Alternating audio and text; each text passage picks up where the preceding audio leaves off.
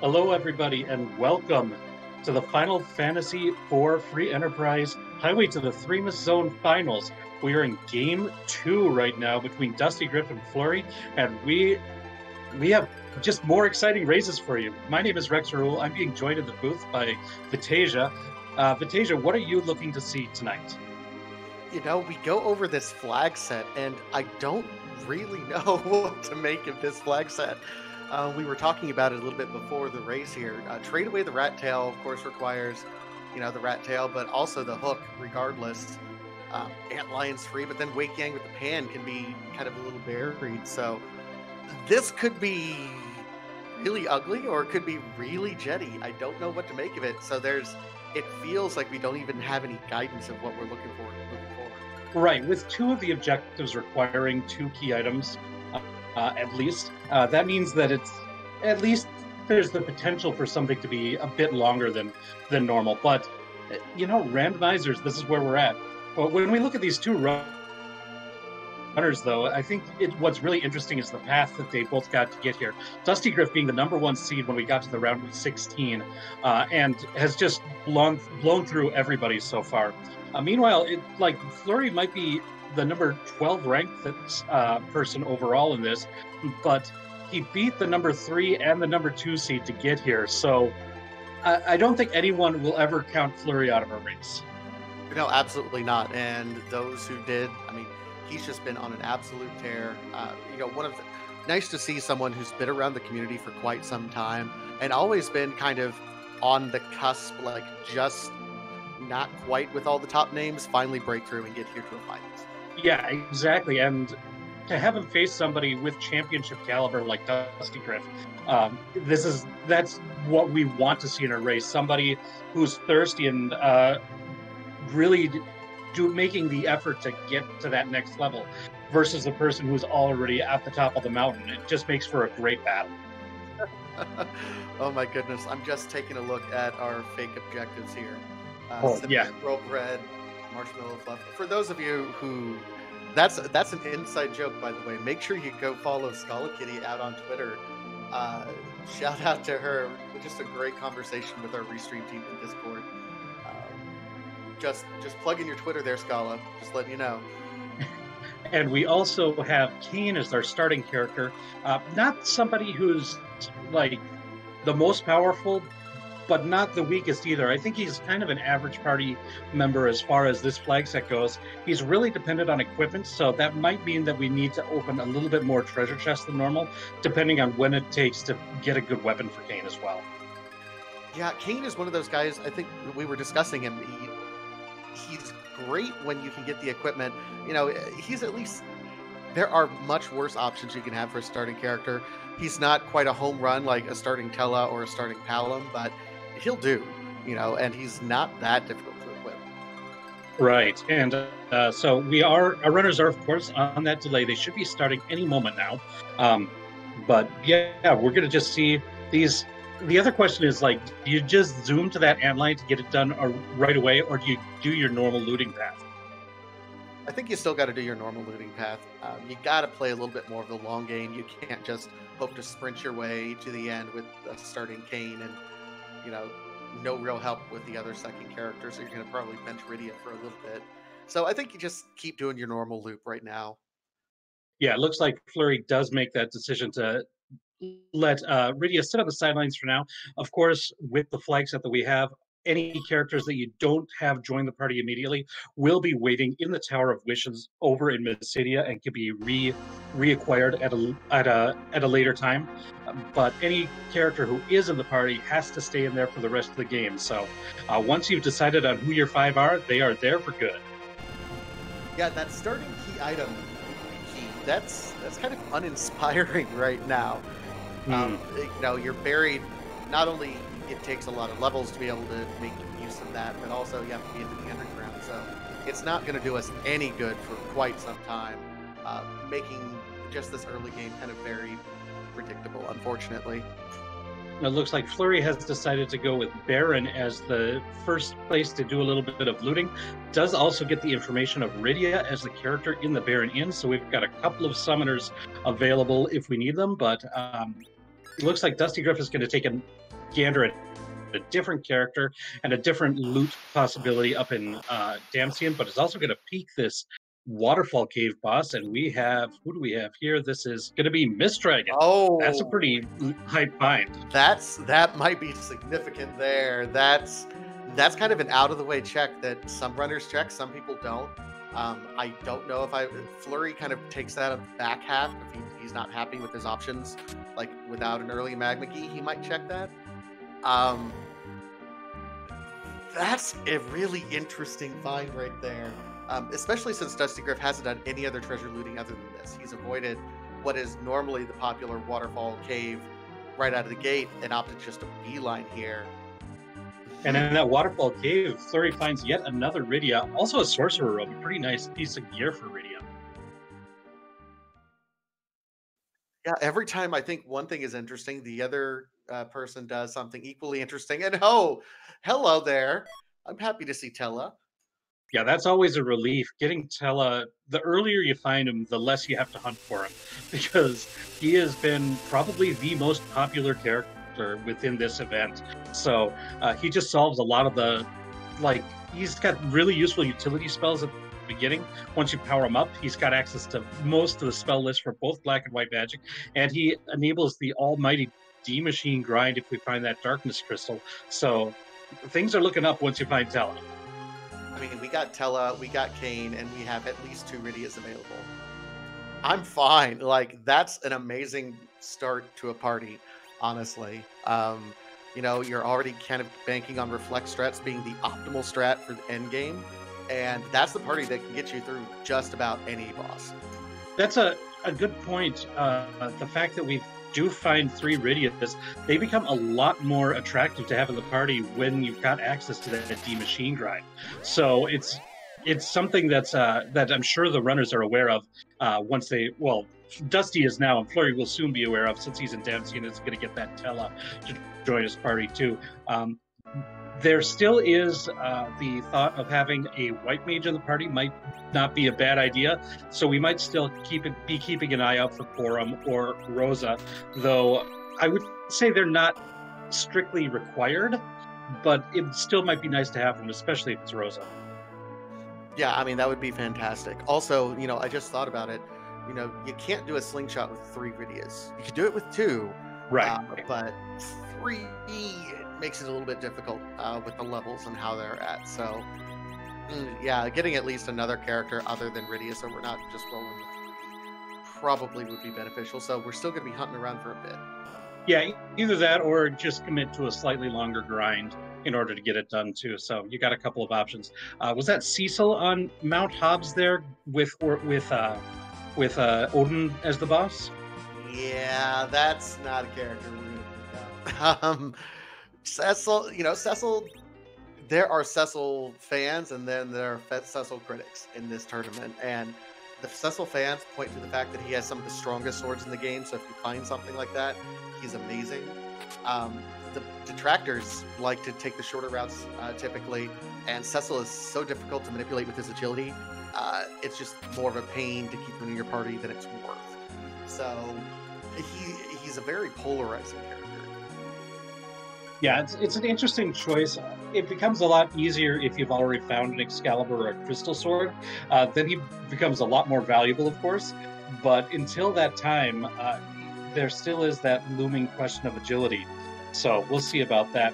Looks like Fleury is heading over to Mysidia now. We get 2 free character checks there, and we get Edward the Bard and our Punchman Yang there. I don't think Fleury is going to be interested in either of these characters at this time. I mean, Yang wouldn't be horrible in a pinch if that's the best we can do. I would rather take a Yang for that mid game, just in case we need some extra physical damage, over someone like an Edward, and like at least he's using.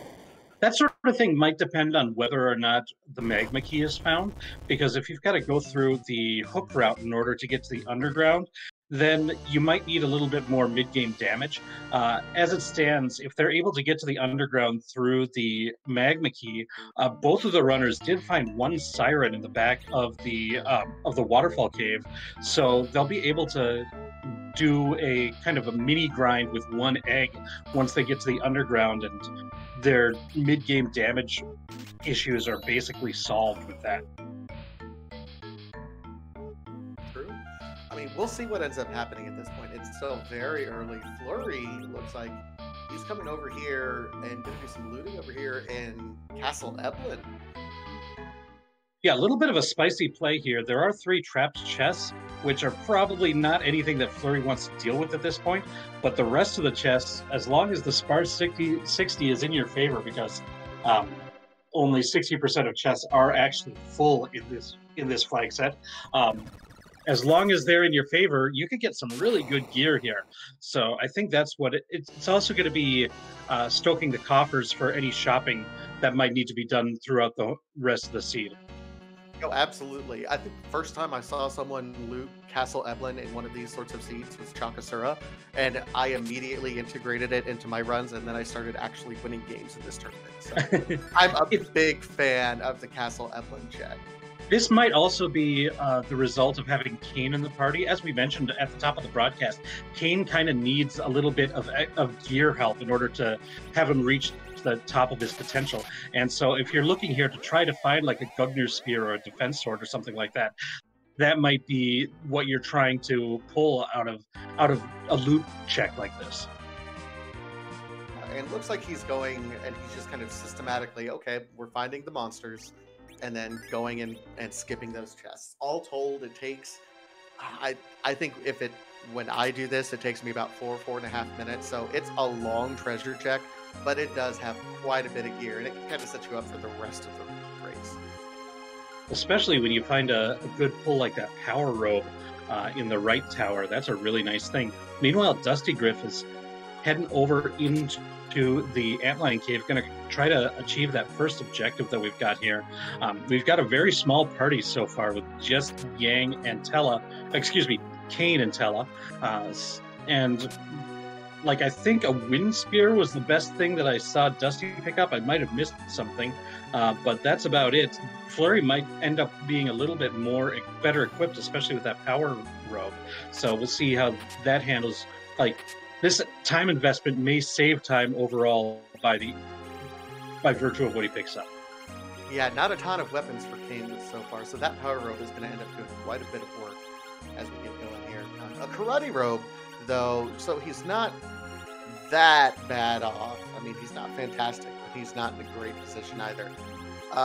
He did have Rydia, and I think it was Indra was the summon that Rydia obtained from Mount Hogs.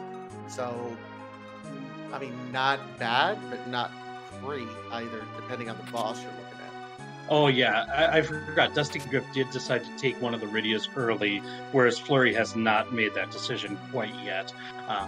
And so that it's going to be that versus the power robe right now is going to be the main difference of the parties at this time.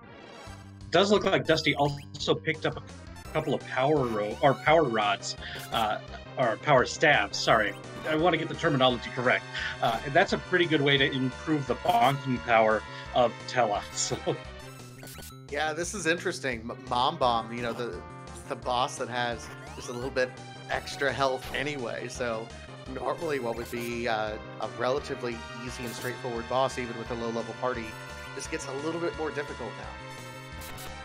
Exactly. So at this point, you're not going to hope to destroy it, and you see Dustygriff just waiting for the explosion at this point, because you're not going to do another 10,000 damage at this point in time with this party.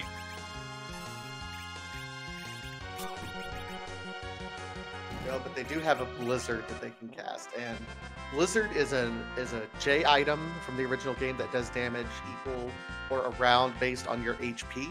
So, of course, has Tella use it, has the highest HP after the explosion, crushes all of them, no problem. I guess the tower key for defeating the Mom Bomb also completes objective number 3. So a little bit of a twofer there. That does make it so that once we have underground access, completing the Tower of Babel in the underground, you can do both checks at once. So that's probably a place that's going to be pointed to a bit stronger now that the tower key is going to be in both of our runners' hands. I think the Yeah, tower key points towards tower more than the Luca key points towards Seal Cave, right? And I think you probably think the same, right, Vitasia? generally speaking. I mean, because you can do a lot. There's a lot of incentive to go there with that tower. Yeah. The trap chests can offer some kind of easy loot if you're still kind of a little bit loot dependent right there. Plus, it's 2 key item checks instead of 1, so it does incentivize going ahead and knocking those 2 out as well. So, And yeah, they're a bit more easy to defeat those bosses there than the difficult boss that might be at the bottom of the Seal Cave. Especially if it's a magic using boss at the bottom of the Seal Cave. absolutely. We're probably looking at going there, early to mid level 20 or so, and absolutely capable of doing it, a little bit early. So we're not that far away from doing it, even from a level perspective right now. Probably going to go down to Mount Ordeals after this and unlock Tilla just because you want to do that anyway. But other than that, we're looking at heading to the underground pretty quickly, I think. And we have an almost vanilla gauntlet here. It's not the vanilla gauntlet because it's still the alternate gauntlet, but it's in the vanilla location of the gauntlet.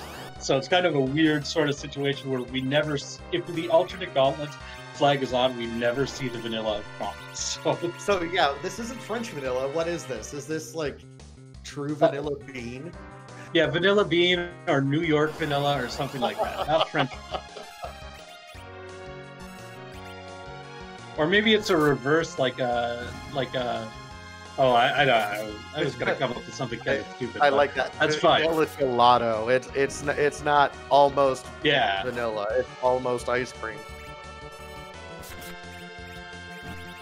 So yeah, these the alternate gauntlet, of course, replaces what would be the normal fight of defending Kabul here with 5 battles that are taken from the pool of random encounters around the area where the fight would take place. So this would be battles that you could possibly see outside of the Kabul castle.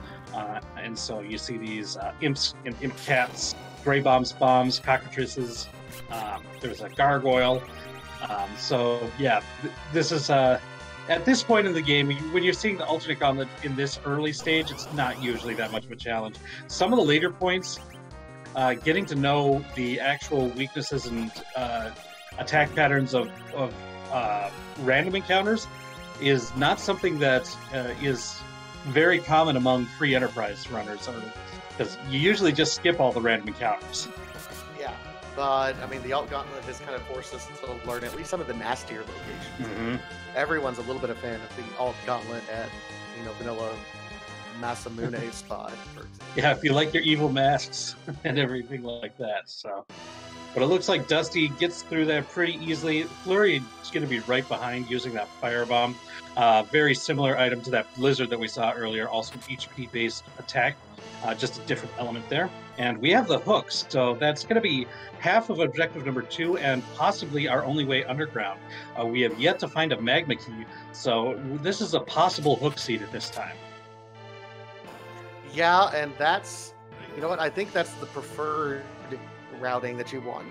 This is one of those rare instances that because the hook is required anyway for another objective, let's just double up. You don't want that hook at the possibility of being buried. You want that available to you early and our required underground access anyway. And even though the Magma Key might be an easier way to get underground, our runners will probably be more interested in finding the Rat Tail or the Pan, or if necessary, the Legend Sword Adamant combo, because they do have a way to get underground right now.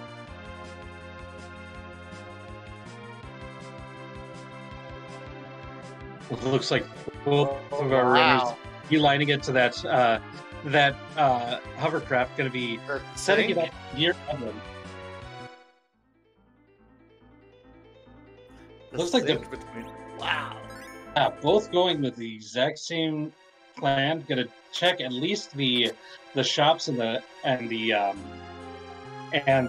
character. Will get information as to what boss is in the Rubicante spot, and there's also some good loot to be found in here. We're seeing a lot of treasures going to be opened as well.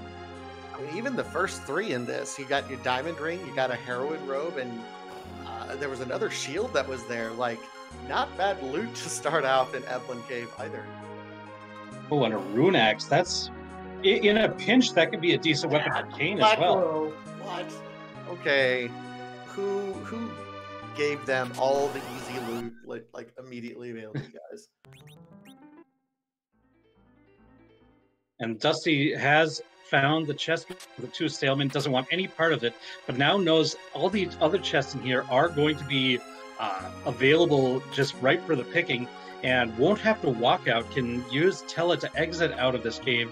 That might, if Fleury plans on looting this place, he's going to have to walk out of here by to loot it. So it's just going to be interesting. It was kind of a press your luck sort of thing.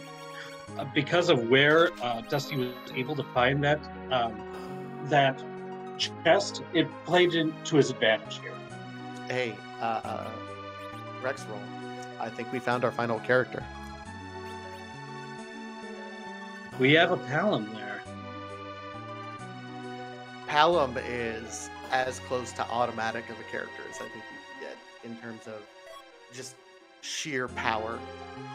He takes almost no time to turn on, get activated in the low 20s with Quake, and he's good to go at that point. He can carry a team. Yeah, it looks like Fleury agrees with you, just took him right away. We'll see. Now, Dusty is in a different sort of situation, already has somebody who has access to black magic. As you said, Palom, it is easier for him to get to that Quake and Virus, those kind of important spells. We'll see if that's still something that he wants to do. I suspect you're probably right that he will go ahead and take Palom, but I've been wrong so many times in this that I don't predict as much as I used to. Seeing the loot as we're going through here, I mean, it just continues to be amazing loot. There's a flame spear, so if we need to do fire damage with Kane, we're good to go. The poison axe, if we didn't already with the rune axe. There's just some amazing loot that was in here, and I'm really happy that at least both of our runners got to sample it.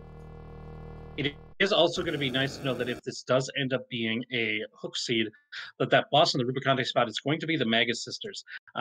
We did also see we've got that rune axe, which will be very helpful against those sisters if necessary. There's also a mute dagger for sale in the Evelyn weapon shop. So we've got ways to exploit the weaknesses of the Magus Sisters if we don't find the Magma Key.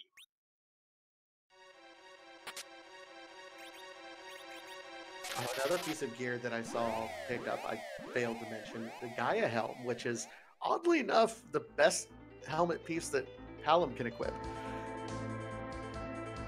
Yeah, the wizard helmet gives a bit better defense, but you usually want the boost of the wisdom for the black mage, and that's going to be very nice for him. He's unable to equip the tiara, which would be better for him, but that's going to be strictly Iridia's ultimate headgear.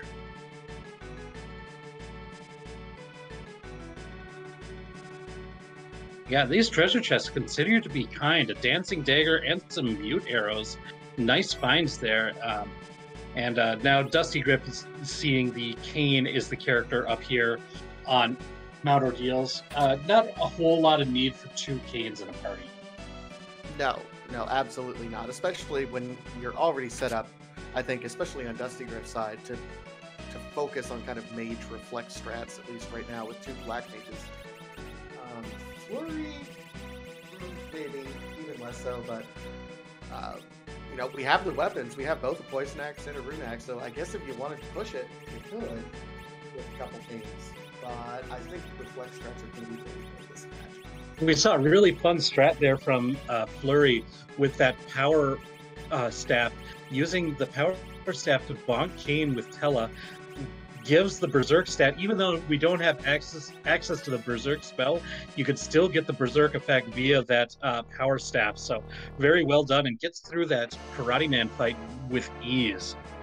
That was a very niche kind of strat right there. You do not see the use of the power staff quite like that terribly frequently, but very heads up play by Fleury. And in the back attack, we have Leviathan.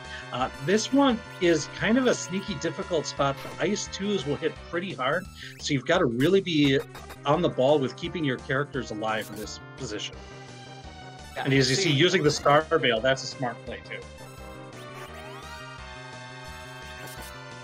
Yeah, that's one-shotting Kane right there. So, yeah, just knows that he has to keep punching out the damage as best as he can with this Palom, who has lit 2 already, and hope to kind of hold on for this one. Yeah, it's one of these situations where if you know that the lit or the Ice 2s are going to be a problem, making smart use of your Star Veils. Now, the starter pack doesn't give you a whole lot of them, but this is a very important place, this second fight in Ordeals. You want to get your Tela online, so getting through this fight is of the utmost importance. Yeah, it gets through it. Kane is still down, so Kane will not get all that experience, which a couple levels worth from the looks of it by how many Palom ended up gaining out of it. So not bad that he was down, not great, but not, it's recoverable.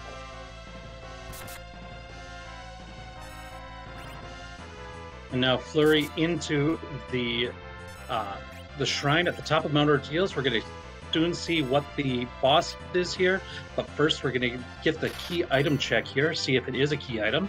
And it is the Magma Key. Anyone who was hoping for a hook route, sorry. We've got the shortcut underground with the Magma Key. Well, and this is interesting. This is one of those checks that, it's as important doing what your opponent is going to do is doing what you're going to do and make sure they're not doing it. So one-on-one matches are really interesting. I don't think either of them was going to dodge Mount Ordeals. So I think you can comfortably predict no one skipped this check. Yeah.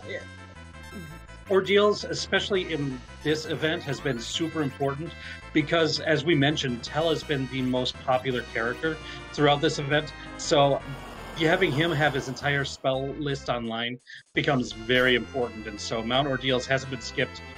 In previous events, Mount Ordeals has been one that people would like to skip whenever possible because you've got 3 bosses in a cutscene that you have to do and you can't exit out of there. So it becomes a lot more of a risk when you in that. But in here, we want that Tela to be online, so it becomes very important that we complete Mount Ordeals. All right, so Dusty also gets through here. It's interesting that both runners have also already at least dipped their toe into Cape Eblin, so they're just following each other's footsteps at this point in time. Not a whole lot of difference between the two. Fleury, of course, playing with a already down 1 game, so if anyone's going to risk anything, I'm kind of expecting Fleury to do so. But so far, it's been linear up to this point.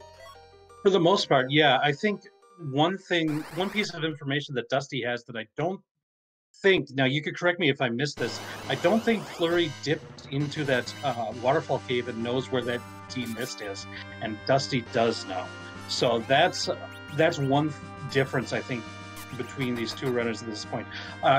We also have the party differential a little bit, the Rydia being added to Dusty's team and not Fleury's. One other place that's still looming on the overworld is the Baron Inn. Neither of our runners have gone through that.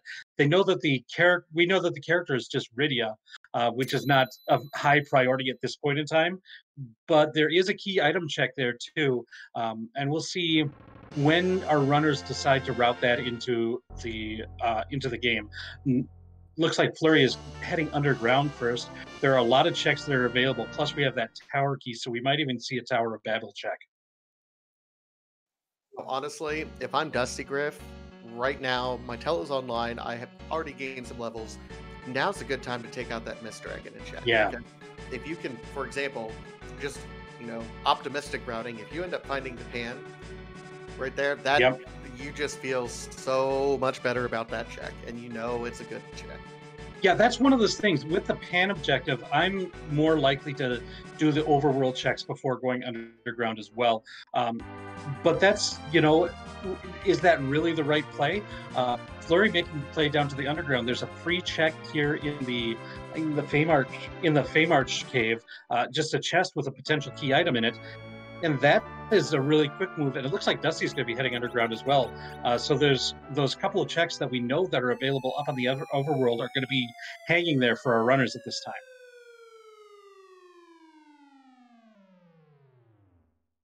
Maybe you're trying to route in, Baron in when you can do Baron a little bit. Oh, what was that?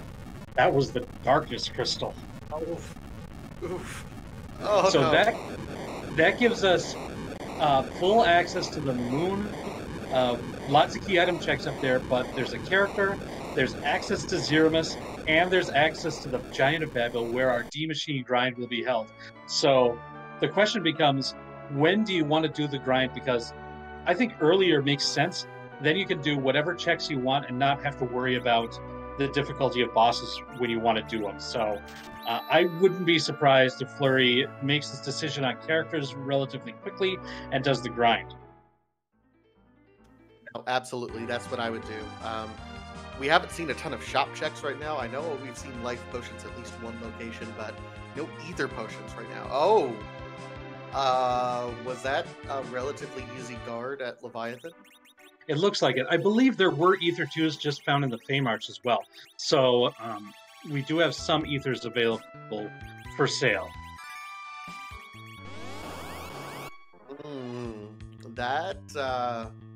Boy, there's just a few too many good options right now. Like, this is the point. It's been linear up to this point in time. Right now I see about 8 different paths. So things got crazy very quickly. And it looks like dustygriff has cracked his siren open to find an egg, and going to be doing this as a mini grind, going to get a bunch of levels on the Palom, might even be able to get him up to Quake, and if so, he's not going to have any problems in the mid-game. But once he finds that Darkness Crystal, it's going to be kind of a moot point anyways, because grinding is no longer an issue when you've got Tella, who's online, and a Darkness Crystal. Well, I mean, it helps to, I guess Quake doesn't help, but Virus will end up helping at some point in time, if you're trying to get doubles there. But I think more importantly, he made sure to kill his Rydia. It looks like he's going to be aiming for a double slingshot. Yeah, and that makes sense too, just having that online. Looks like Dusty wanted to do that little grind, and instead of doing the searches, wants to do that demist check, because this is kind of what we were talking about, making this check right away. And so it ends up not being as much of a surprise that he went underground, because he was just doing that to do a little bit of level grinding. All right, Fleury is holding true to the mantra of this entire tournament so far, which is make your free checks. So he's doing Sheila 1 right now, just saying, I'm not going to wait for the pan.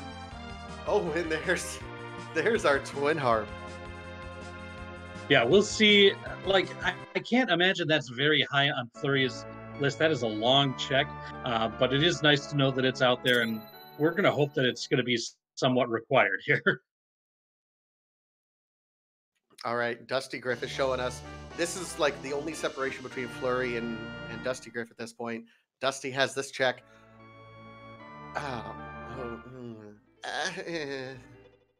Yeah, that's a little bit unfortunate for dustygriff, but at least he's not going to be into the situation where he goes hunting for a demist. That's kind of the bright side of it. Looks like he is going to continue the divergence here. Heading over to Baron Inn, wants to make that check before committing to underground checks is what it looks like here. I mean, chat's looking at it. It's like, yeah, you could go grab Cecil right now because that becomes worthwhile, but the party's not really set up right now. Like, we can't dismiss anyone. We've already got 2 black mages, so unless you go hybrid strats, you're kind of committed. Without a dedicated white mage, having a couple of attackers becomes a lot less enticing, I'd say.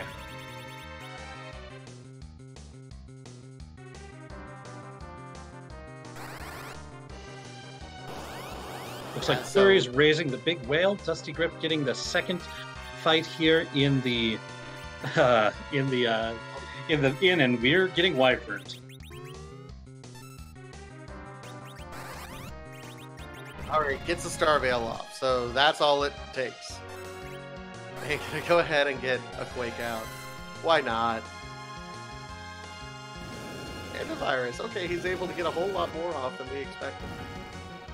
Well, this is a notoriously slow boss spot, the second fight in Baron Inn, so it's less challenging here than it would be in a lot of other places, I'd say.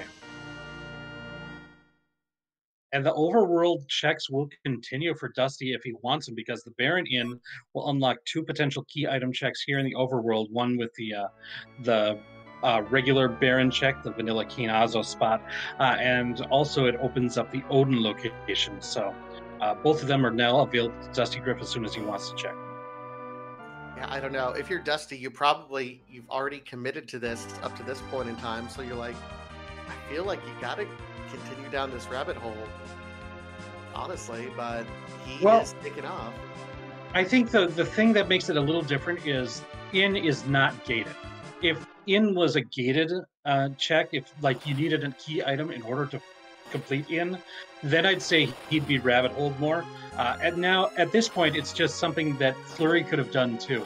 It's not anything that Dusty did. Like if this was like something that he got from that Threemus check, then I think, yeah, you'd want to keep following it, but I can respect not doing it here. All right, so Fleury is coming over here, and he's wasting no time. He's resting in an inn, has flown the big whale over to Baron. We know what he's setting up for, the D-Machine grind almost immediately. Dusty gets his Darkness Crystal now, so he knows he's got to make that final decision on his party very quickly. Fleury did end up picking up double Rydias, so he is 3 black mages with a Kane and a Tella. This is kind of a power overwhelming setup. You have to set it up to really slingshot your Rydias to do a lot of damage. And I wouldn't be surprised if this ends up being the same party that Dusty opts with. He might want to check the character on the moon first, but I wouldn't be surprised if both of our runners feel comfortable. The double Rydia slingshot is just a really tempting prospect to have in your party. So, like Fleury jumped on it, and I wouldn't be surprised if Dusty makes the same decision once he completes it. He might go through the same Sheila 1 route that we saw Fleury do as well. Looks like he wants to see if this is the Baron guards or the Kaipo guards here. And it turns out it is the Kaipo guards.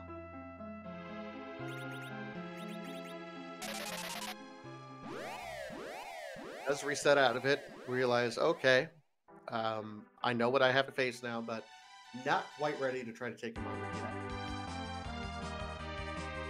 Right. If he had like an hourglass or maybe even a couple of coffins, then completing that at that point might not be too difficult, but lacking those, best not to risk it.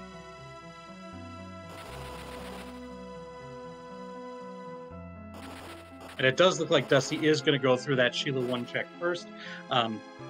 We'll see if he decides to do, like, I would imagine with the Darkness Crystal and access to the grind, you wouldn't want to commit to any other checks before doing the grind, because those battles will just be faster if you complete it first. Yeah, but at this point, there's no reason not to. And I think it's the meme of this tournament is check your freebies, and Sheila 1 is a freebie. So yeah, it's nice if you get the pan early so you can avoid another check. But Sheila 1 has had too many good things too many times in this tournament to just avoid doing it on the hopes of a pan leader. Yeah, I don't know. Sheila 2, I think, has the goods even more often. But we'll see. True. I mean, yeah. But at any rate, we've seen Fleury take a couple of random encounters outside Baron. This is to not really manipulate, but learn how to get an encounter that he desires here in the Giant. And we'll turn on the randomizer in the correct, or the encounters in the right room, and should get a fight with a Watcher and 2 Beamers if everything was done correctly. Yeah, just fantastic work. You know, when the community first got together and was building what the flag set was going to be for this tournament, one of the concerns was trying to eliminate easy grinds for the finals, and that's why they had can't run away from encounters turned on. But our community is smarter and figured out a way to manipulate the encounter tables and map it out. So we knew exactly what we were getting into. When you're taking those easy fights outside Baron, you're just setting up these fights here. Big shout out to, I think, Twisted Flax and Simbu for that. And with this fight, basically, once the beamers are taken out, you do any attack on the searcher and it will summon a D machine. That D machine is vulnerable to the spell Weak, so that if you cast Weak, it'll drop it down to single-digit HP. Then it's easily dispatched, and once it's dispatched, you can throw a life potion on it as it's dying. And since all enemies in Final Fantasy IV have a vitality of 0, it will be revived with 0 HP and immediately die again. And then you get twice the experience for it. If you're lucky enough to get even more life potions off in that, you can get even more experience off of it. The more life potions you can throw at that time, the better. Timing of it becomes difficult.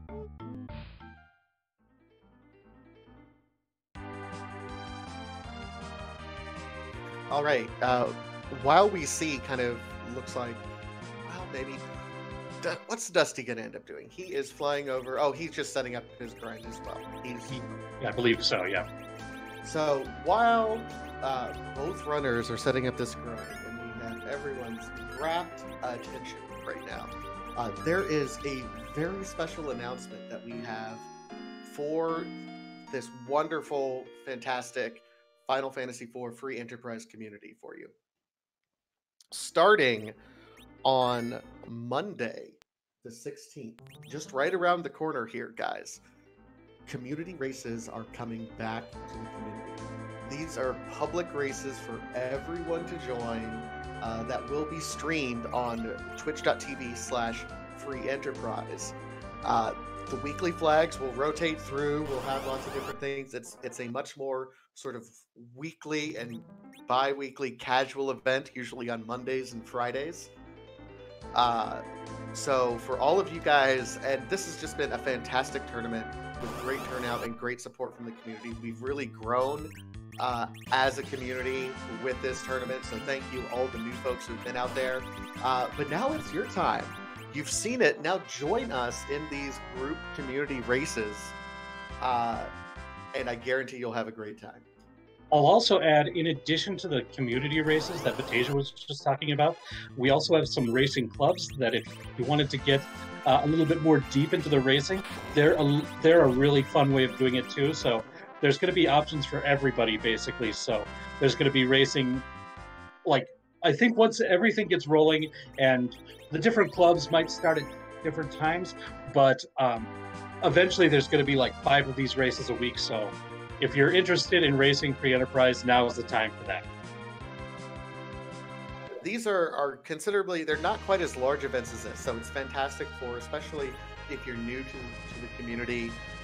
These sorts of community races are much more smaller in scale, so you don't have to feel quite like you're up on a pedestal. So it's great for new folks to get jumping in, to get to stream in, to take the first step and join in the community. So welcome everyone. I hope to see you guys Monday. I'm looking forward to getting back into racing myself. I don't know if I want a racer call that one. That should be fun. And if you've got any questions about that, I believe Scala Kitty just put the link to our Discord in the chat. So check out our Discord. It is wonderful. We'd love to have you there.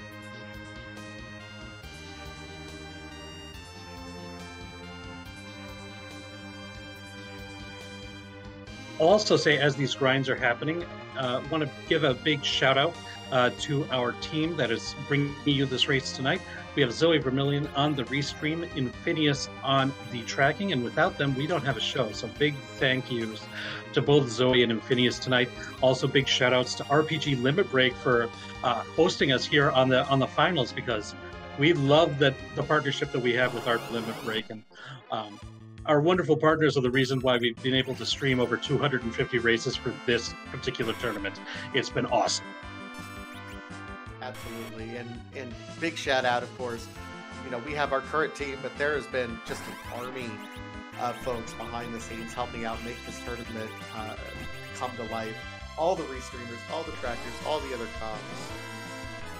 Congratulations, fam. It's been an amazing run. And it looks like both of our runners have succeeded in correctly finding the right encounter that they want here in the Giant. Those battles that they took outside of Baron gave them the information they needed in order to get this. Looks like Fleury casting the weak on the Searcher itself is done with the grind. We'll be completing this very shortly with this Ice 2, and the goal, the Ice 2 is going to be to knock out Tella, because you don't want him to gain experience in this fight if you can help it. We're looking for Nuke is the main spell on the Rydias. We might not have enough to get it on Palom, but we should get it for the Rydias. Yeah, only up to weak on the Palom there. So I think he's got it on his Rydias. I think so too. It was like over 600,000 experience for the fight. Since the Rydias are less than 5 levels under the or more than 5 levels below the party median, that gets doubled. So it should be 1.2 million experience for each of the Rydias, and that should be enough to get to the Nuke. I saw Nuke. He counted exactly. He got Nuke and not Meteor. So yeah. He knew exactly how many he had to do to get exactly that many. That's what it takes to be top runners in this, is knowing exactly how much experience you're getting for this and not doing any more, because that just takes more time. I will say, shout out to Fleury. I think he got into a good rhythm there where he was doing double lives quite frequently. And that's not something you see very many people even able to do, let alone get the good rhythm to be able to do that. And so if he was getting more than a couple double lives off on those D machines, he saved a whole lot of time. So now that Fleury is done with his grind, he's got a lot of options available as to where to hunt for those key items. And we've got to find the Pan, the Rat Tail, and if you don't find either, if you're missing one of those, then you need to find both the Legend and the Adamant. So we're still a ways away from actual go mode. So the Moon is one option. There's a lot of key item checks available on the Moon. The Tower has 2 checks. There's the 2 bosses in the Fey March. We know with Dusty we'll have access to the Baron Key as well. There's so many places for Fleury to check. It's going to be interesting to see where he decides to go. Yeah, I don't know. Like, if I were in Fleury's shoes right now, I think there's too many openings on the Earth for me to let go. He knows about the Twin Harp and the Tower Key, so that's at least 2 other extra layer checks that you can do. Plus, he doesn't even know about the Baron Key, and, well, he's going to find out about that very, very quickly here. Like, with 3 different checks that you can make that are at least 1 level below, plus a relatively easy King fight in Leviathan, plus you know that you're going to be able to do Odin now as well. There's just too many checks on the Earth right now. I don't think I'm abandoning Earth for the Moon right now. It's tough. You're right that there are a lot of choices here, but there's a lot of choices on the Moon too, with 5 in the 5 checks in the Lunar Subterrane and Cave Bahamut. That's 6 checks right there, all in relatively close proximity. So that's another option there, and if they're able to find either the Rat Tail or the Pan up there, that could be a leg up on anybody who's still on the blue planet.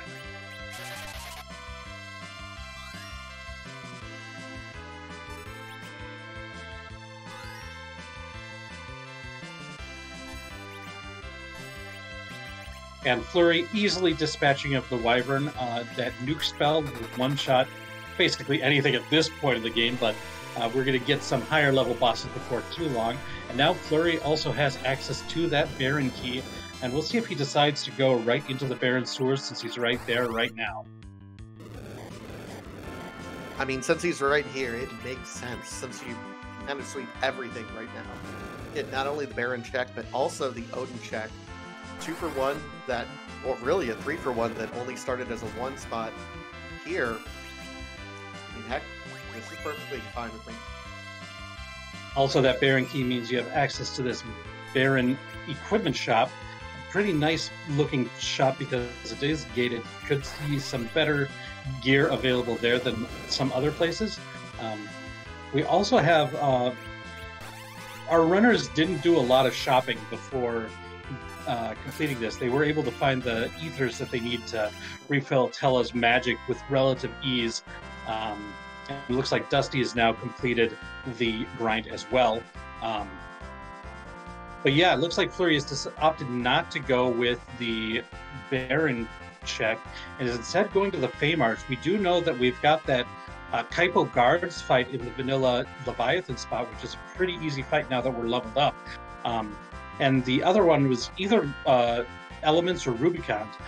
We'll see which one that is. I imagine if Fleury's going to do one, he's going to do both of the fights down here. Yeah, I got to imagine. He's comfortable with his levels right now. So I think he's set up very nicely to be able to do these kind of in a 1-2 punch. If he doesn't get anything he likes, probably doing Tower next. Although, Luca Cave might be enticing if he thinks he did his grind before dustygriff. If he has any inkling that he might be ahead, that might be a move he makes, trying to just lean on his levels that he got. Most runners don't feel that position though. Like no one ever feels comfortable in a race, so it'll be telling to see what Fleury decides to do next. I think one of the reasons that Fleury might have opted not to do the Baron check when he did is because that Baron check, even though it's potentially 2 key items, you have to do a long walk in order to get there. There's a cutscene that you've got to get through, a very long cutscene after you defeat the king spot. So that's just a bit long to go through there versus this place, which you've got 2 with no cutscenes that you have to sit through.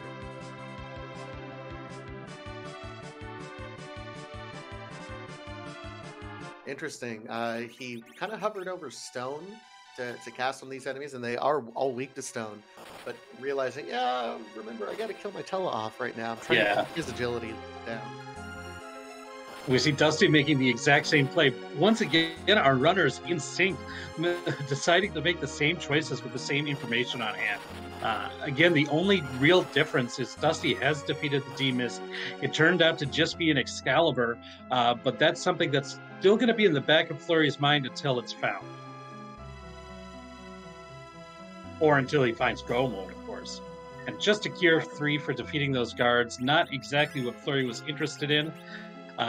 We'll see if he fights that other fight down here. That is simply amazing that with all the path deviations, especially since getting underground access, all the path deviations that we've had possible in this particular run, deviate over. No one completed the hook route. No one has done Harp. No one's dived the tower yet. No one's done Baron yet. Like, of all the different deviations that have been available, they've stayed on the same path the entire time. That's kind of a low percentage chance to say it out, but I think it speaks, like, there's math behind these decisions. They are both making very calculated decisions right here in terms of playing and counterplaying at this point. They know exactly what they're doing. These are 2 masters at the very top of it. And looks like that sprite is Leg itself, Rubicant. I think that's the more dangerous of the 2 potential fights there. If it was Elements, I think that's a little bit easier than Rubicant to this spot.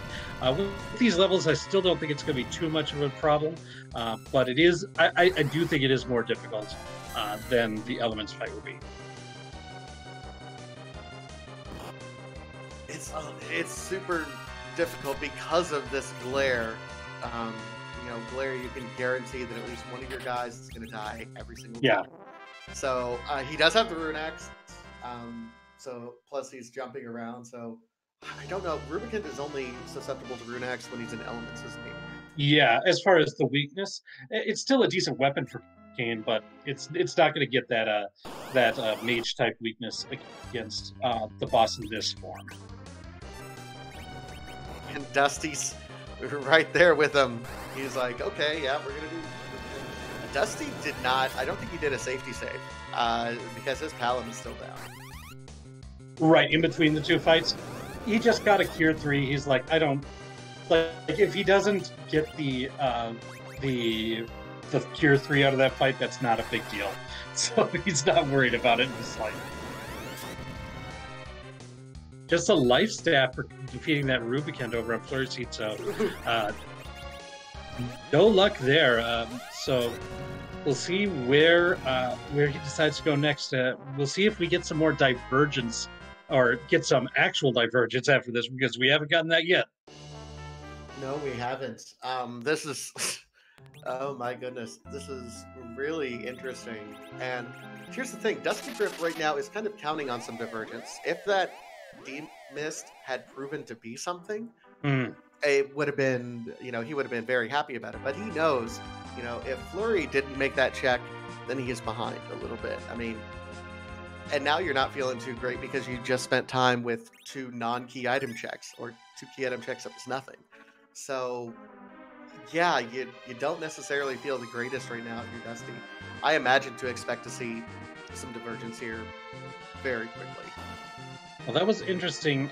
Dusty saved a little bit of time by exiting, doing a reset after getting that life staff. Didn't want to bother exiting or walking out of the cave, so was able to just reset out and went straight to the tower afterwards.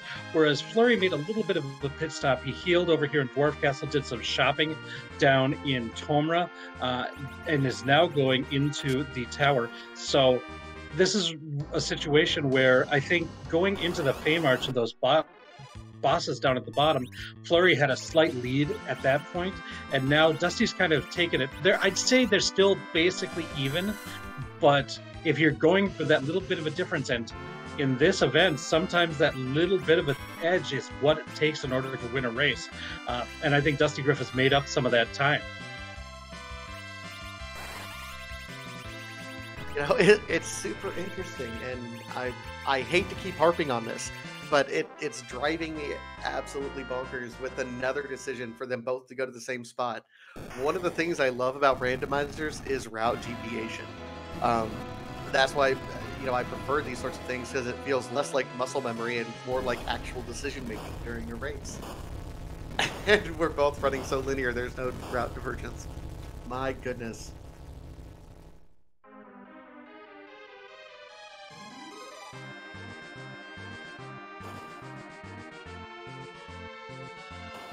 So the CPU fight, this is one that our runners are probably very glad that they found here, because it is an annoying fight to deal with in a high HP spot, and you'd rather just be able to one-shot everything here with Quake.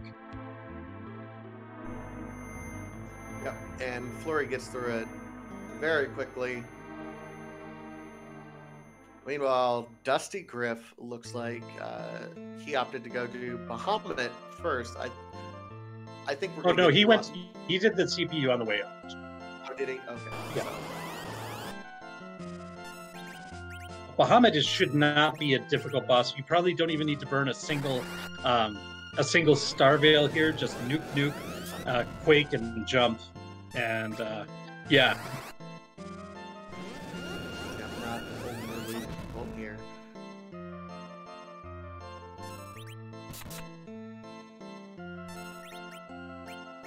With 2 nukes already off, and Bahamut's just at 5 on the count. Bahamut is not lasting very long in this fight. No, he's not even bothering casting Quake with Palom. He's like, right now, just get out of the way. Let me nuke this guy in the face. Yeah. It'll be faster. Yeah, I guess. Yeah, don't even bother the animation time. And Dusty advanced too quickly there. Did you see what the key item was, Vitasia? I did not. I blinked at the wrong time, which is the problem. I think it was a weapon at some point. Oh, Ground Flyer in our chat says it was samurai arrows. Okay, that's pretty bad.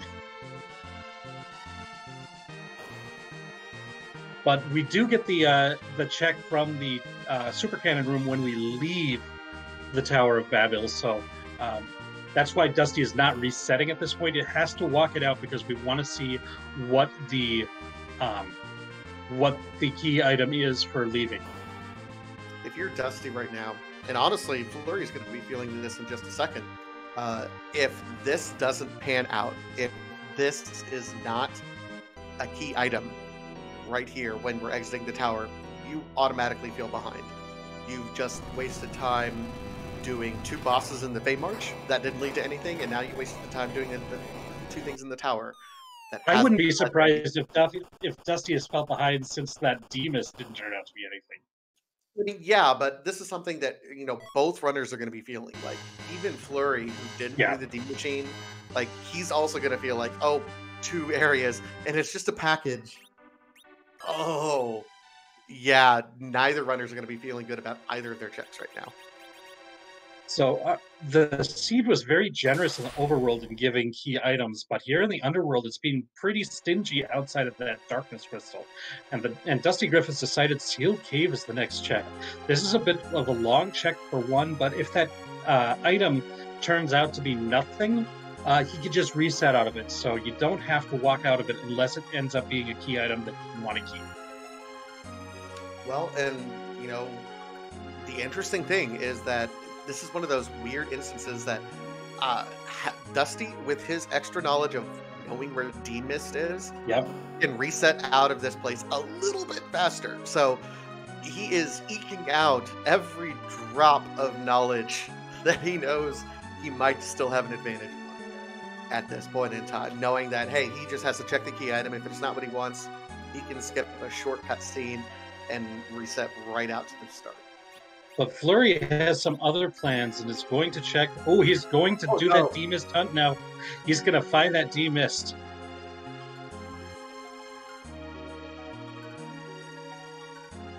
We know this is just going to lead to an Excalibur in the City of Mist.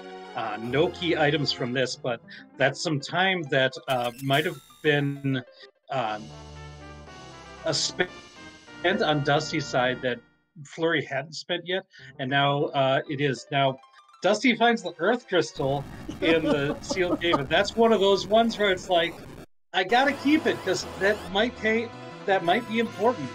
So, unfortunately, he's gonna have to fight this boss, he's gonna have to walk out, and we see Kainazo, the scary turtle here.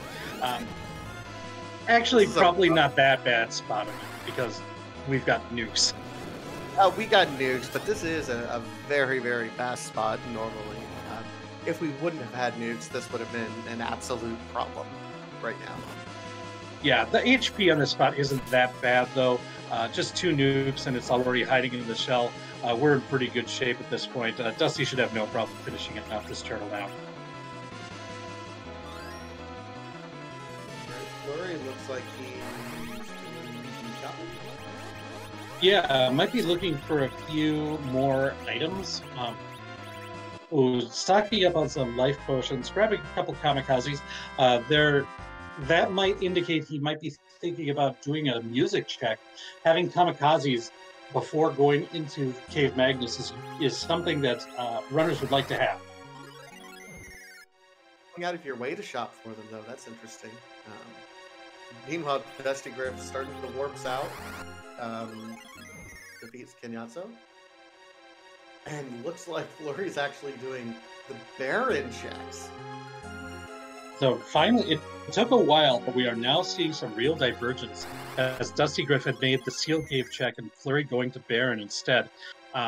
Interesting, Dusty now has access to the Earth Crystal, the Twin Harp, and the Baron Key. And you can kind of route all of those together. They kind of feed into each other with where you're kind of jettisoned from each of those locations. So that might be something on Dusty's mind if he wants to make all those checks. I can see fading and just opting to skip the music check because it is long.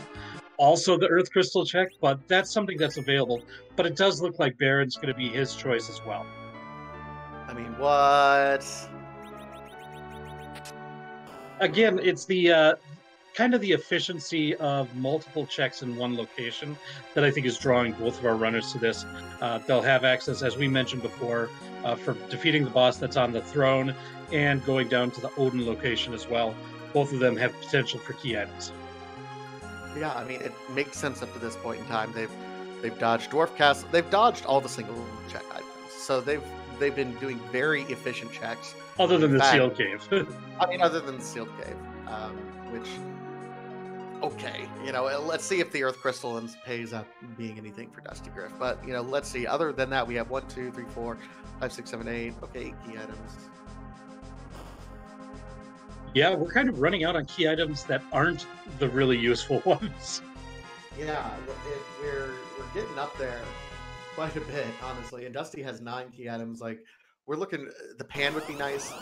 I mean, of all things, the rat tail.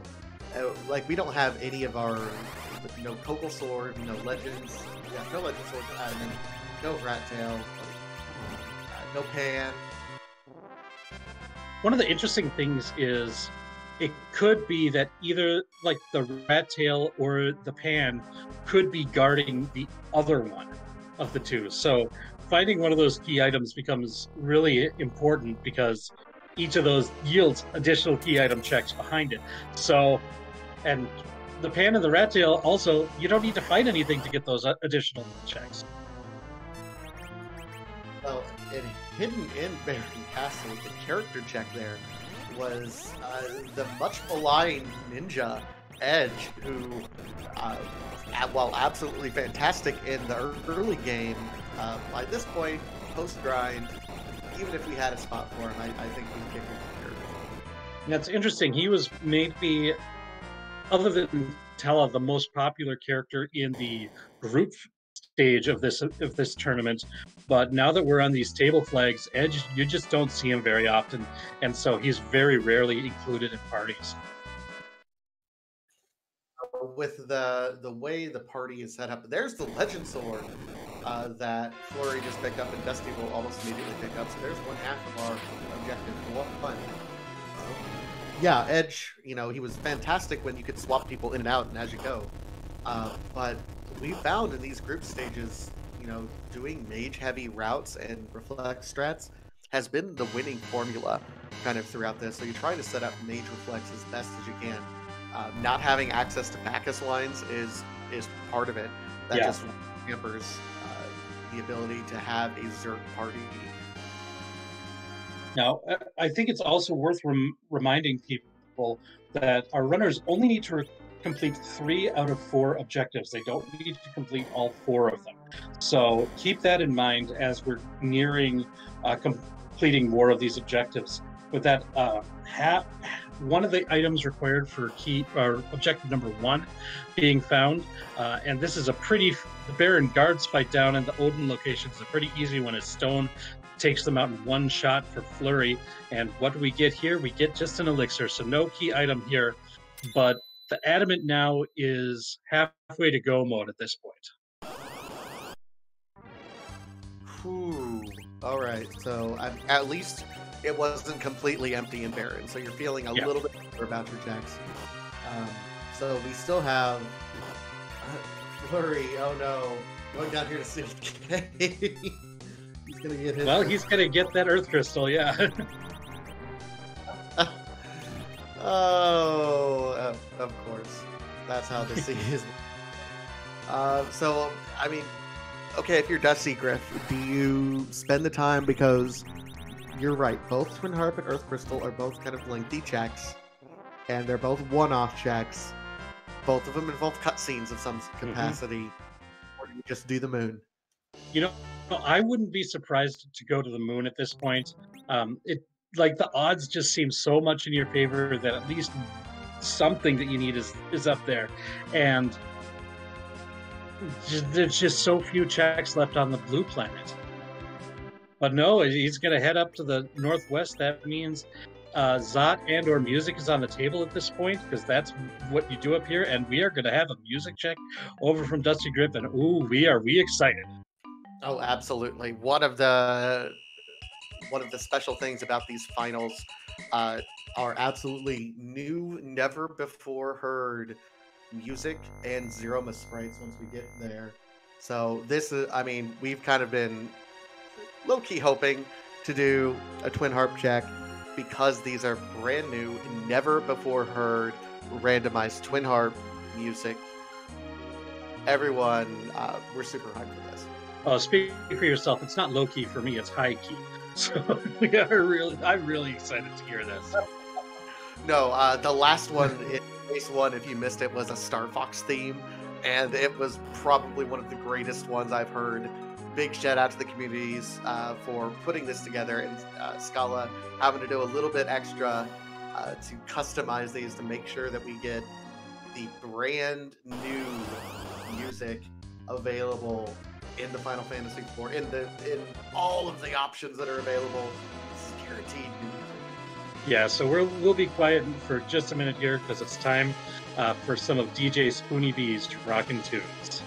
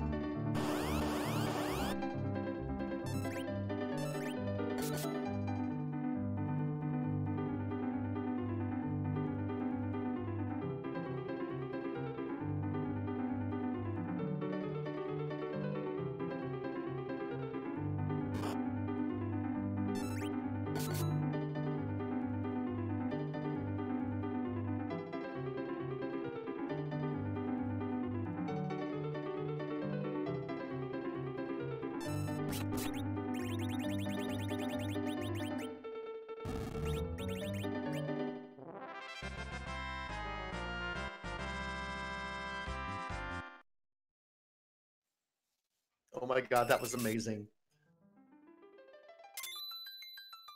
That was some real hype music there that we got there. Some Super Mario RPG action and the pan. Oh, required music.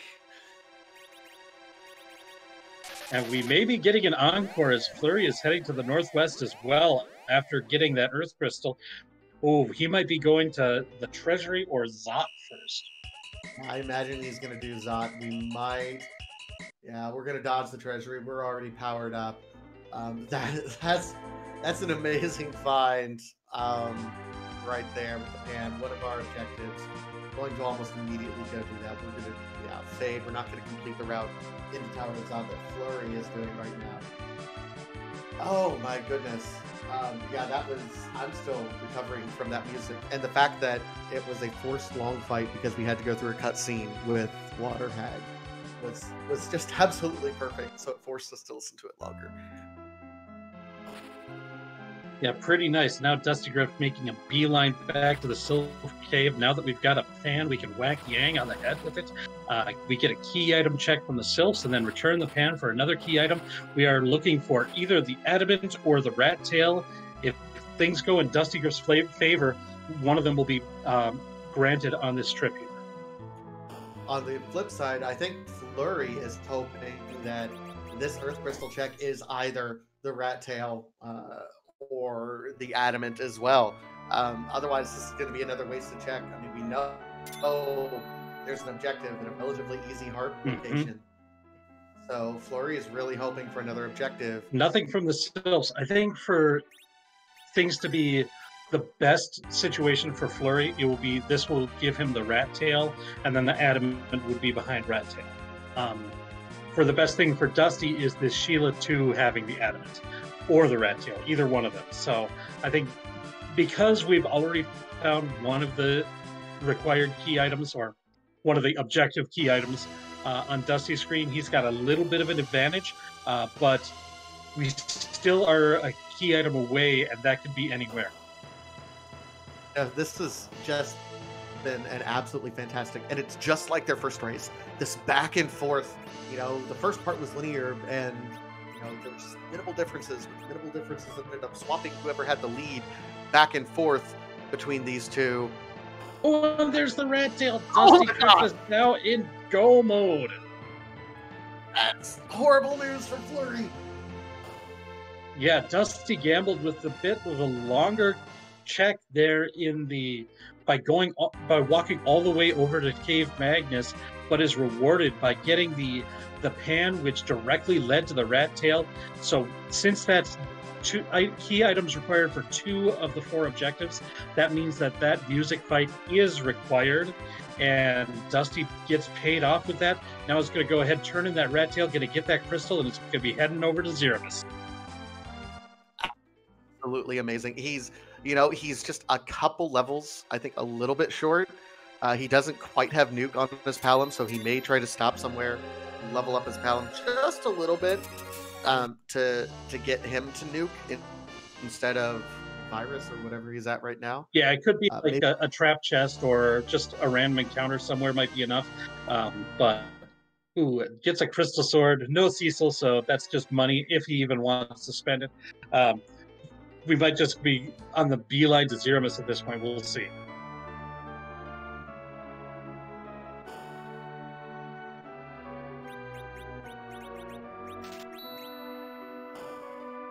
Looks like there still is some shopping he wants to do, picking up some Cure 2s.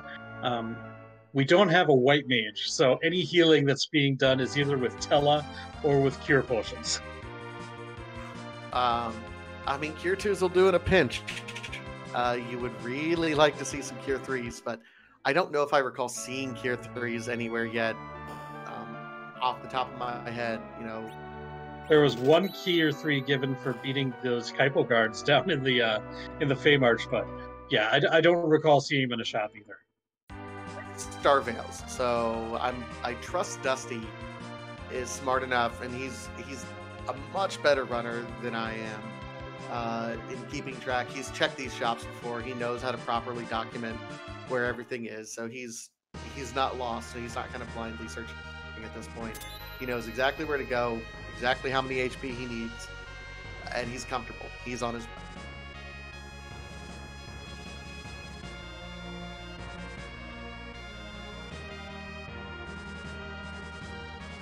Fleury now is looking like he's trying to intentionally fade, because he was up in the area for the Earth Crystal and then dodged the Twin Harp. So I think at this point, Fleury is deliberately avoiding it. When you fade something for so long, when you fade something for so long, there builds in a mentality. You've already gambled this away. Stick to your gambles, even if there's kind of optimal routing to be had at that point in time. So at a race this close, I can understand why Fleury's fading it up to this point in time, because he's faded it for a while. He's had the Twin Harp for a while. So, okay, I get it. It's kind of a strategic choice. It's an absolutely required choice right now, though.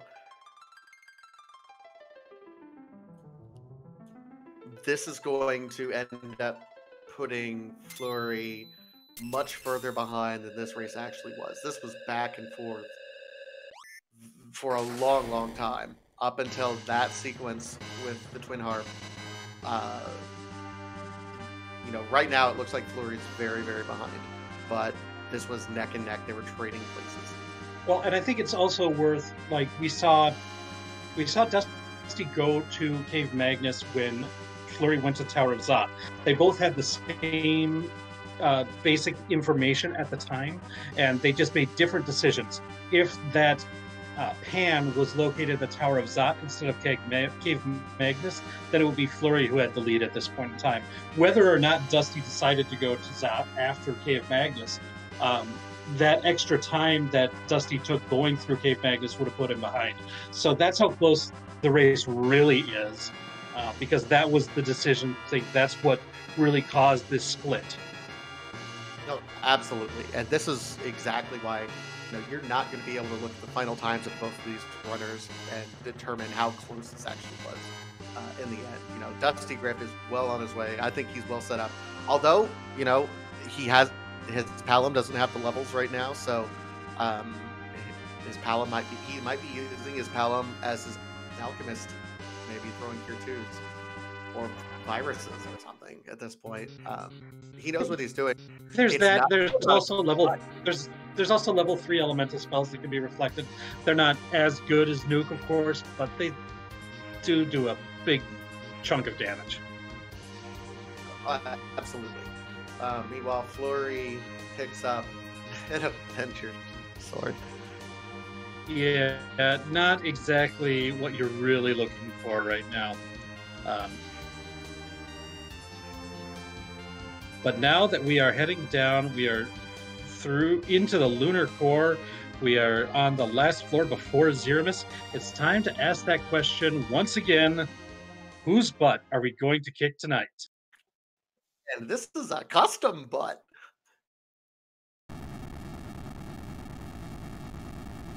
Yeah, so we are going to see, of course, Threemus' script is going to be the same as it is in the vanilla game, but the appearance, once the crystal is utilized, will be a unique butt indeed. Yeah, the first round was dustygriff's custom sprite was Threemus, and Fleury's custom sprite was Dustymus. So we'll see what we have in store for round 2. Also worth noting, Fleury is now in Cave Magnus, will be on the right path, will be getting the pan for completing this, so is making up some of the time. Did that dwarf casting thing. It's still going to end up being a pretty close fight, but Dusty is seriously in the lead at this time.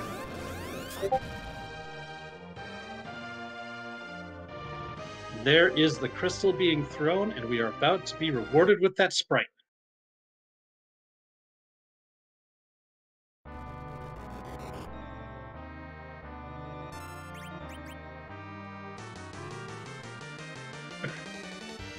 And we have the flowchart. Thomas. Oh my god, I've stared so much at that thing. For those who aren't intimately familiar with this, this is the chart of the events that we are seeing right now, the highway to the Threemus zone. These are your paths to the finals.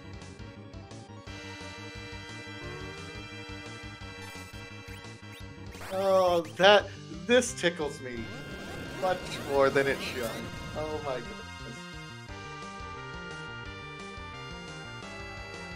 So what you're going to be seeing on Dusty's screen is a lot of nukes being reflected. There's a couple of reasons for reflecting nukes in this fight. One is it avoids nasty counterattacks from Threemus. The other thing is, once you've done I believe it's 62,000 or so damage. Well, Threemus only has like 62,000 HP, but once you've done any direct damage after something like 45,000 HP, it'll refill its HP, and that's treated as a counterattack. So if you don't trigger a counterattack, it doesn't refill, and you only need to do basically half damage to Threemus in order to win. As long as you don't do any direct attacks, you get to do it that way.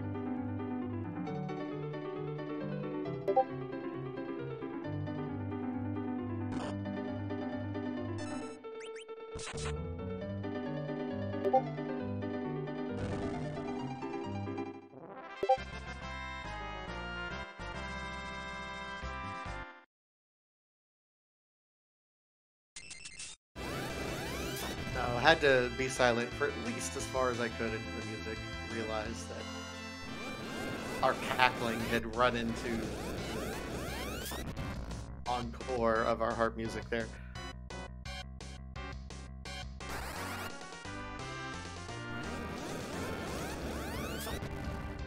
And so we keep seeing these nukes being reflected. It looks like that was the direct targeted one. Sometimes if as long as you know that you haven't done too much damage yet, you can direct target the nukes for a couple of reasons. It looks like he has Starveil set up on everybody, so all of the counter nukes that Threemus does will be reflected at, and that's just extra damage. And then once he gets close, he'll be able to switch to just doing reflected damage. And this way, as long as your math is right, this is going to end up being a much faster fight. High level strats right there. Something you don't see every day. I think it's only really beneficial when you have 3 or more nukers, because I think fewer than that, it's not quite as efficient. But my math could be wrong on that. So. And it looks like he has switched to doing reflected nukes. The other thing is direct targeted nukes can make it so that some big bangs will do less damage. But the idea in this reflect strategy is you're not going to be seeing a whole lot of big bangs anyways.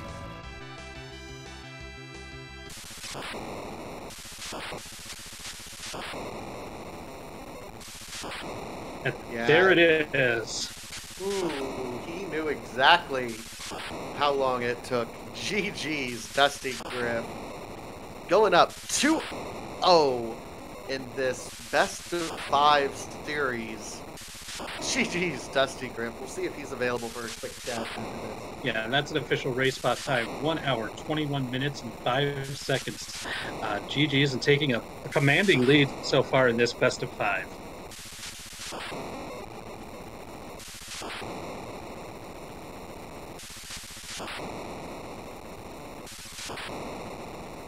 Meanwhile, Fleury heading up to Sheila and going to give that pan back and going to be given that rat tail and knows exactly where Dusty got that lead from him by making the earlier play to Cave Magnus.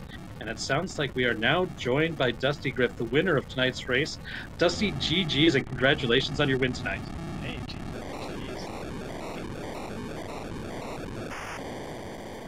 I kind of want to get your initial thoughts on the.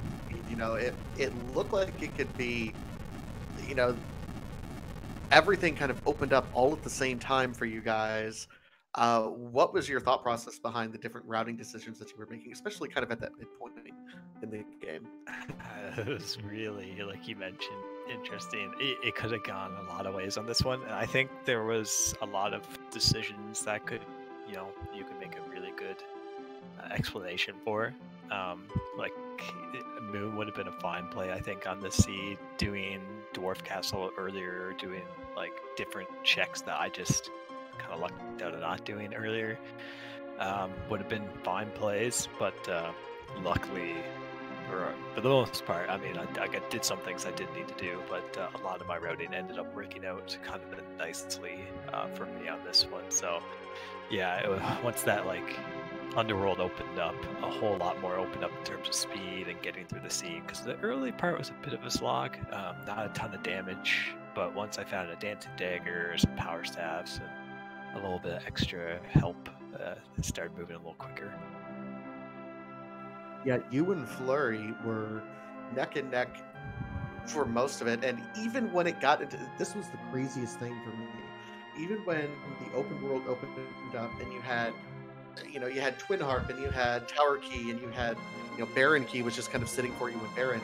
You both made every single decision at about the same time, every single time, and we're just like, there's so many routes. They're doing the exact same thing. What is this race? Yeah, it's really interesting. I think me and Fleury play pretty similarly. Which this race is a prime example of that exact same team at the end of the day, and a lot of the same routing decisions, and just a couple small ones that I think changed the outcome of this race.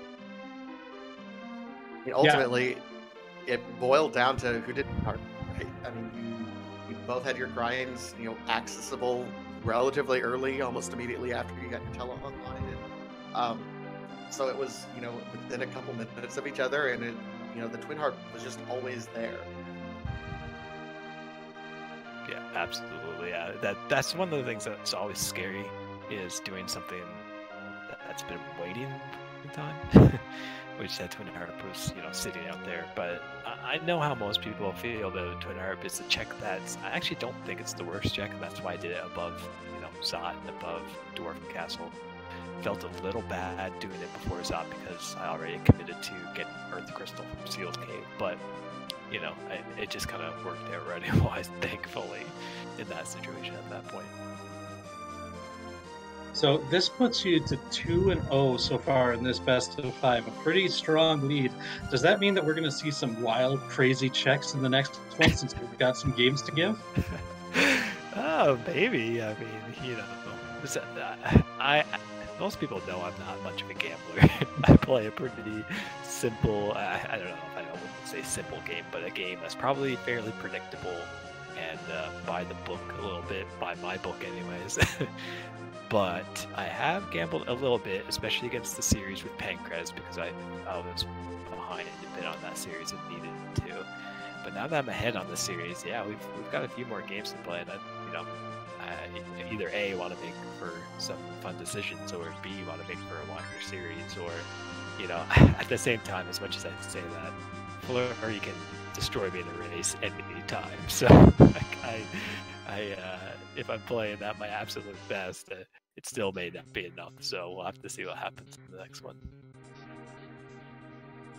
Well, that's fair. That's fair. Did you have any other thoughts or anything else you want to say while you're here tonight? Yeah, pretty excited that this series is going pretty well. I think it's been really interesting games. I watched back the other one the other day, and I hope people are enjoying it. GG's to Fleury on this one. Thank y'all for commentating and restreaming it. Appreciate it. And yeah, looking forward to match 3. All right. Well, GG's once again, and thank you for joining us tonight, Dusty. GG's. Thanks, folks.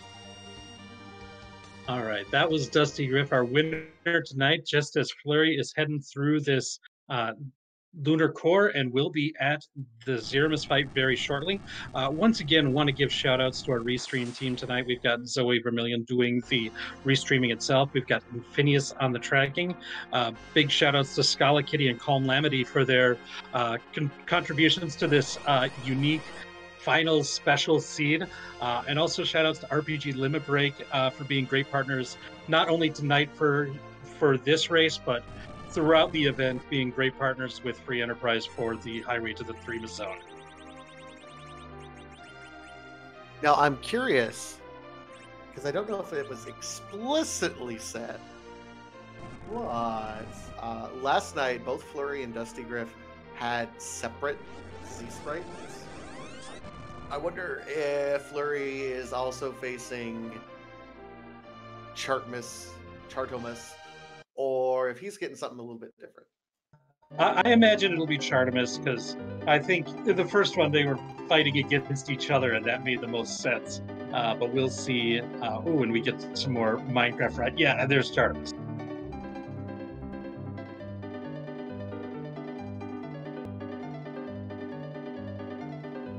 The perfect boss music.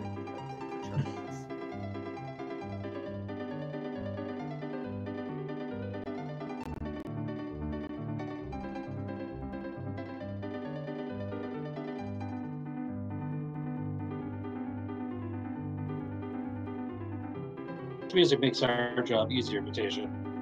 I mean, it does. We don't have to say anything, I guess, if we want to.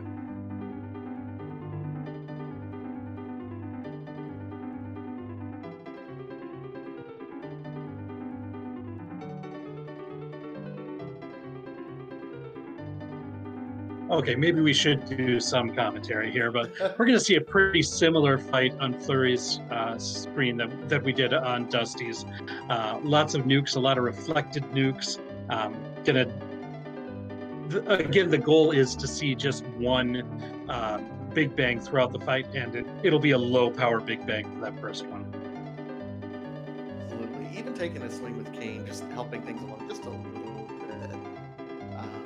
Doing fantastic work so far. And again, even though Dusty finished, at 121 and this is 129, even though it's going to be, a little less than 10 minute separation here, it was still so much closer than that.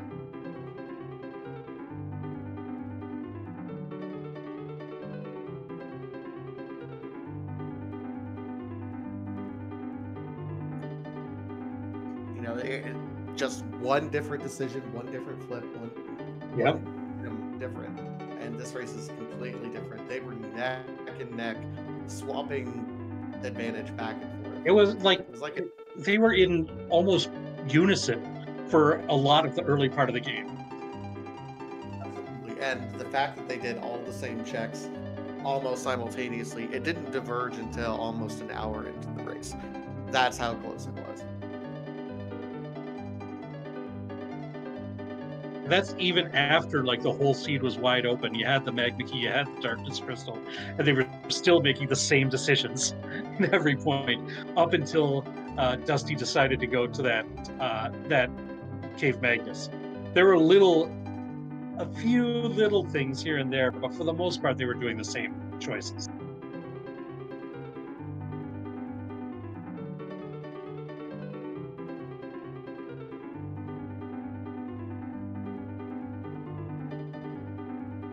And here, I believe Fleury is closing in on the finish. He's getting very close. I think he was also doing similar reflect strats. Oh, direct cast to trigger a counter nuke to reflect back. Or just to finish it all off because he knew that was it. Because there is the flash. Threemus has been defeated, and Fleury has come in second place at an official race spot time of 1 hour, 31 minutes, 42 seconds. Big GG's to Fleury for this wonderful race tonight. And we will see if we can get Fleury in for a quick check.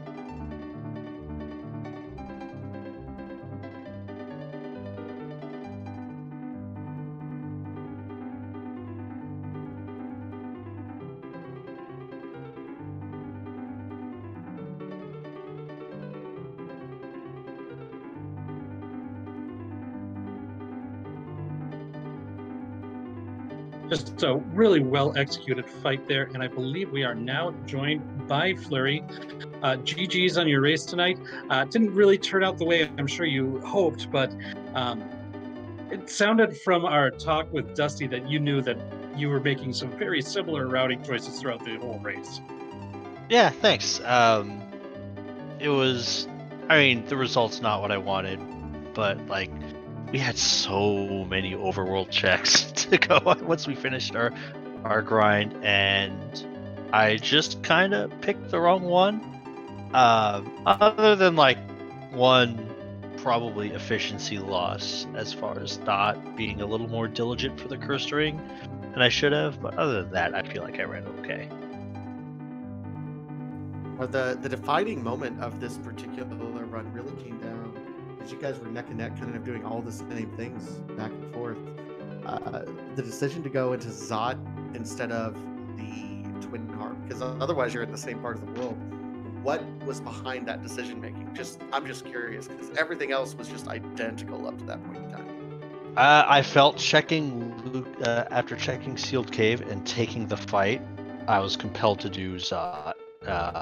If I didn't believe in Zot, and I came very close to not believing in Zot, I would have just reset out of that and gone straight to the Dwarf and then probably do Harp.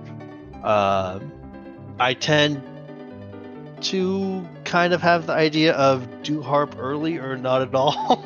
And that didn't really work out this time. I think after we get past Tower and we get past Baron, and then you see what's in Sealed Cave, you're like, well, I'm left with 3 pretty time-consuming checks, even with the party that we have. And it was just kind of an incorrect guess, but like I had to hope that Dusty went Moon, but given how many Earth checks we had, I didn't think that would happen. So yeah, when I saw Earth Crystal there, I was like, because I still needed 2 key items, 2 of 3. So I'm like, there's a pretty good chance that one of these is Earth Crystal, and if I'm gonna invest the time to walk in and take the boss fight and warp out, I kinda gotta do it. And you know, I could definitely like your logic in making that choice there after committing to defeating that Kane Azo down at the Sealed Cave. You know, it definitely makes sense. And it also makes sense with the either do it early or never do it with the music check, because it's just so out of the way, isn't it? Yeah, it's like, granted, I kind of wanted to hear what the harp song was, and you know that's 2 for 2 on the bangers today. But it's, you know, it, especially when you have a party that's capable of doing like so many different spots really quickly. Harp is not the one you really want to take, and it's not like I needed the levels per se. Right. So, I mean, I felt a little better when I saw that it was like hard required Harp, and I'm like, well, there's a chance Dusty did this last, or maybe went to the moon, because like with a double nuke with possibly triple nuke on the table, even the moon fights can go pretty quickly. So I'm kind of when I realized it was just adamant, I was like, well, there's not a lot of routes that lead to me winning this race. So, oh well. Well, with this, you're a bit down, but you're definitely not out. So, do you plan on making any adjustments to your game, or do you just feel confident? If I do what I do right, I've got a good shot of beating Dusty in my next 3 matches. Yeah, I mean, I think to advance this deep in the tournament with the kind of talent pool that you have, you kind of have to get lucky at some point in time. And I'm certainly not very likely to beat Dusty if I'm doing more checks than he is. So that part probably needs to change. But other than that, like, I feel like more or less I'm pretty happy with where my game's at, and what I'm gonna be doing going forward. So yeah, like at this point, I just really want to win the next couple, just so we get more free enterprise and more of these sprites. That Z sprite threw me a little bit for a loop. You probably noticed me fumbling through my inventory a couple times, so I was too busy laughing. I think it threw us all for a loop. That was a crazy sprite. So Yeah. I want to. Did you have any final thoughts or any other comments you want to make while we've got you here tonight? Well, I appreciate you guys taking the time to watch me slog through a whole bunch of Earth checks, and I would really like to see this go to Game 4 and Game 5. I am interested to know, like, as fun as that chart was to put together, how interesting that must have been to turn into a Z sprite, giving the size restrictions on the canvas. That must have been a feat in and of itself. And yeah, just hoping to get more free enterprise. Right? Like if I don't win and Dusty takes it, Dusty's an incredible racer. There's no shame in losing to Dusty. I would just like to see this go even farther.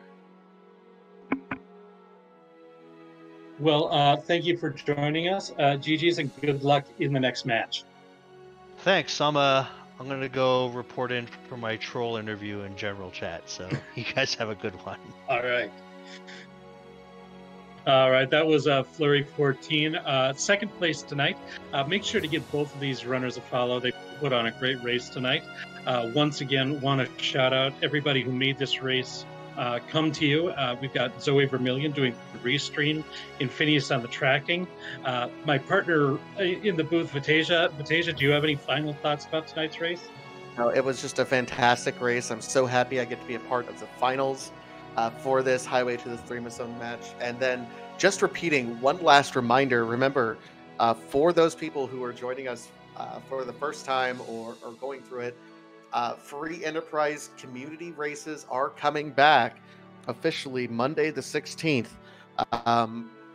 So make sure to head over to the Discord and join us.